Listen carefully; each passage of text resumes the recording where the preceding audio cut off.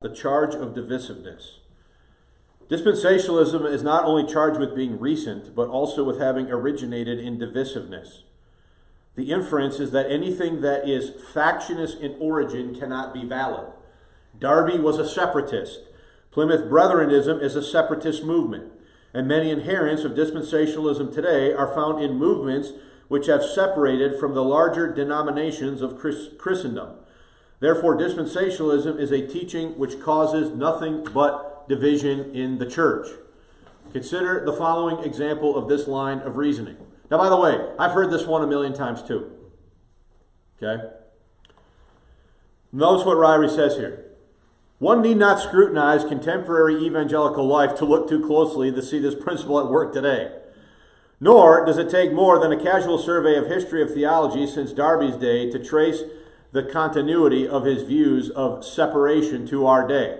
There exists a direct line from Darby through a number of channels: prophetic conferences, fundamentalist movements, individual prophetic teachers, the Schofield Reference Bible, eschatological charts, all characterized by and contributing to a spirit of separatism and exclusion. The devastating effects of this spirit upon the total body of Christ cannot be underestimated. Then he goes on, though. This kind of attack is based on two basic premises. Number one, ecclesiastical separatism is always wrong. And number two, dispensationalism has been the principle, the inference is only factor causing ecclesiastical separation in the modern period. Both premises are what? Are there a lot of things causing separation in the modern period other than dispensationalism? You know, I don't know, stuff like women wearing pants,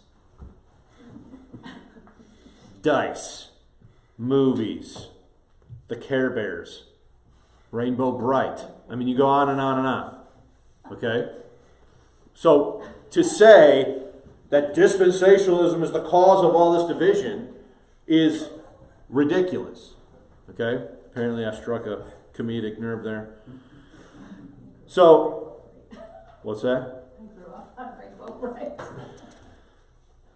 So, one can be schismatic and still remain with a group, which does not make his schism right simply because he did not break away from the group.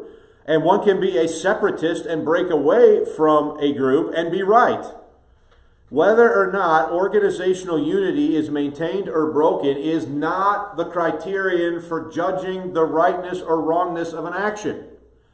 To say that ecclesiastical separation is always wrong is not thinking clearly about the biblical concepts involved. And by the way, did every one of these mainline denominations at one point break away from Rome as separatists? So what gives them now the high horse to say, oh, all you dispensationalists are just divisive separatists? Okay? So we'll finish the point. To say ecclesiastical separation is always wrong, I guess I got ahead of myself, would result in the condemnation of some of the most fruitful movements in church history, i.e. the Reformation. It was the biggest separatist movement in church history, arguably. Okay?